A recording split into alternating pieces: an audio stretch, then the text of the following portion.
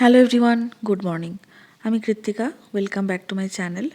আজকে সকালে ঘুম থেকে উঠেই নেপালের ঘটনাটা শোনাতে মনটা খারাপ তো হলোই, তার সাথে সাথে শুধু এটাই মাথায় চলছে যে এক নিমেষে এক লহমায় কত মানুষের প্রাণ, একসাথে অনেক পরিবারের সকলে একদম ধূলিসাৎ হয়ে গেল।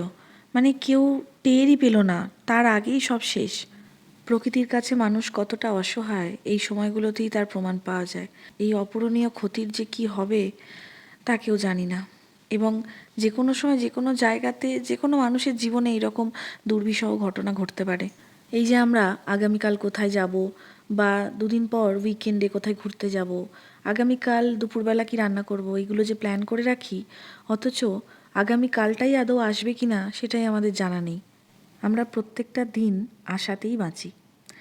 যাই হোক, আজকে সকালে আমরা পুরনো খাবার দিয়ে জলখাবার খেলাম। মানে আগের দিন রাতে রুটি আর তড়কা করেছিলাম, তো সেই তড়কা একটুখানি ছিল আর আটা মাখাটাও ছিল। তো ভাবলাম সকালে ওইটা দিয়েই জলখাবার খাই, এর থেকে ভালো খাবার তো আর হতে পারে না এমনিতেও। লুচি তরকারি বা রুটি তরকারি নিজে হাতেই খায়, রুটির সাথে যেই মাংস দেবো তখন আর নিজে হাতে খাবে না। ওই হাড় থেকে মাংস ছাড়াতেই ওর যত কষ্ট। আজকে স্নানের পর মাথায় ভালো করে তেল মাখলাম।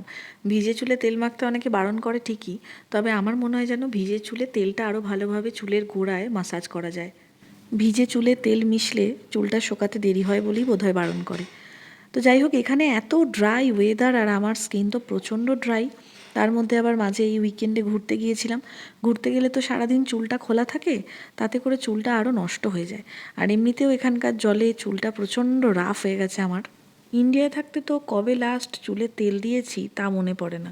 লাস্ট ওই যে বাঙালিদের পিকনিকটা গিয়েছিলাম, তো ওখানে সব বাচ্চাদের একটা করে গিফট দিয়েছিল। এইটা রনকে দিয়েছিল, আর সাথে একটা বাবেলও আছে, ওটাকে খুলে নিয়ে আপাতত রেখে দিয়েছে। আর এই চকগুলোকে খুলে এখন বারান্দায় আঁকিবুকি হচ্ছে। আমার নাম, বাবার নাম, এই দুটো নাম অবশ্য আমি লিখলাম, আর ও নিজের নামটাই লিখেছে বারবার। আবার কি, ছুটির দিন শেষ, সামনের এই সোমবার থেকেই ওর স্কুল খুলে যাবে। আজকে এত সুন্দর রোদ উঠেছে, চারিদিকটা একদম ঝলমল করছে। যেদিন আমরা পাহাড়ে ঘুরতে গেলাম ঠিক সেই দিনটাই এত মেঘলা ছিল, মানে কপালটা খারাপ হলে যা হয় আর কি।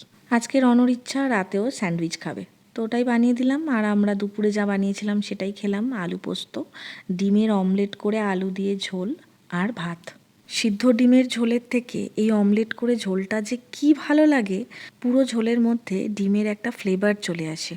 আজকের মতো টাটা, বাই বাই। তোমরা সবাই ভালো থেকো, সুস্থ থেকো, সব ভালো হোক। আবার দেখা হবে আমার পরের ভ্লগে।